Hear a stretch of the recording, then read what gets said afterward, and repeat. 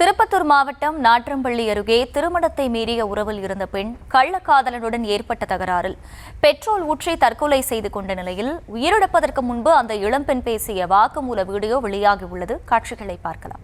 கூடுதல் விவரங்களை செய்தியாளர் நித்யானந்தன் வழங்க கேட்கலாம். நித்யானந்தன், வணக்கம். முழு விவரங்கள்.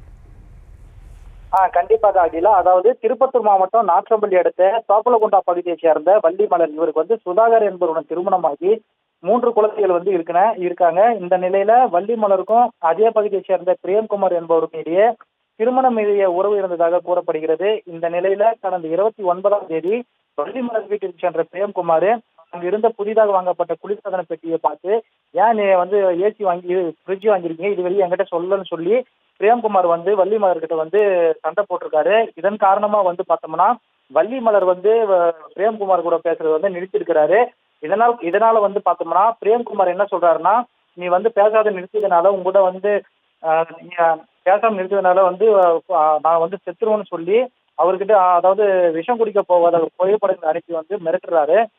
இதனால கடந்த 19ஆம் தேதி அதே போல வள்ளிமலர் வீட்டிற்கு போன பிரேம்குமார் தன்னோட பெட்ரோல் கனையும் எடுத்துட்டு போறாரு. நான் இங்கே தீக்குளிச்சு எரிஞ்சிருவேன்னு சொல்லி மிரட்டுறாரு. இதனால நீ என்ன சாகுறது, நானே சாகுறேன்னு சொல்லிட்டு வள்ளிமலர் அவர் எடுத்துட்டு போன பெட்ரோல் சிறிதளவு அவங்க மேல ஊத்திட்டு கழிவறைக்கு போறாங்க. இந்த நிலையில திடீரென எதிர்பாராத விதமாக பார்த்தோம்னா தீப்பற்றி எரிந்து அவர்கள் அலற சத்தம் கேட்கறாங்க.